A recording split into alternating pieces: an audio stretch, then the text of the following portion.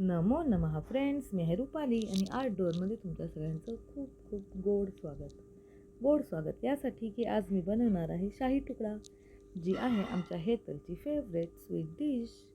तर चला, यासाठी सगळ्यात पहिल्यांदा मी नॉनस्टिक पॅनमध्ये थोडंसं तूप गरम करत ठेवलेलं आहे.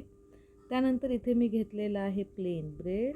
ॲक्च्युली शाही तुकड्यासाठी ना मिल्क ब्रेड जरी घेतला तरी त्याने शाही तुकड्याला टेस्ट छान येते. टूटी फ्रुटीचे पण ब्रेड आपण यासाठी वापरू शकतो, ज्याच्यामुळे कलर पण छान दिसतो आणि त्याची टेस्ट पण छान येते. पण माझ्याकडे इथे साधातला एक ब्रेड शिल्लक होता, तर तो मी त्रिकोणी शेपमध्ये कापून घेतलेला आहे. तुम्हाला हवं तर तुम्ही तो चौकोनी आकारात पण कापू शकता. आणि आता आपलं तूप छान गरम झालेलं आहे, तर या गरम झालेल्या तुपामध्ये आपले ब्रेडचे जे छोटे छोटे तुकडे आहेत ते आपण दोन्ही बाजूंनी व्यवस्थित परतून घ्यायचे. शाही तुकड्यासाठी आपल्याला रबडी लागणार आहे.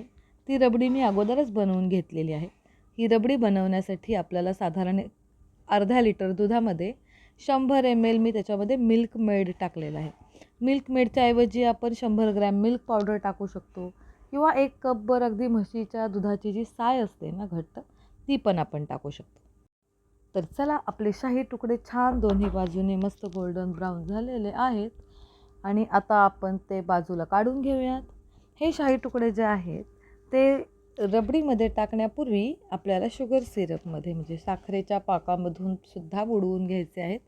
त्यासाठी मी ॲक्च्युली माझ्याकडे गुलाबजामचा साखरेचा पाक शिल्लक होता, तर तो नॉर्मल आपण जो गुलाबजामसाठी एकतारी पाक करतो ना, तो पाक मी इथे करून घेतलेला आहे. गुलाबजाममधला शिल्लक राहिलेला पाक पण आपण याच्यासाठी वापरू शकतो. त्या पाकामध्ये मी आपले सगळे शाही तुकडे छान डिप करून घेतलेले आहेत आणि आपण जी रबडी तयार केलेली होती ती रबडी मी आता ह्या तुकड्यांवरती पसरवून घातलेली आहे. या रबडीच्या सोबत आपण त्यामध्ये काही ड्रायफ्रूट टाकू शकतो, थोडंसं केसर आणि तूप तर याच्यामध्ये छान आहेच. तर अगदी टेस्टी आणि खमंग असे शाही तुकडे खाण्यासाठी तयार. एन्जॉय.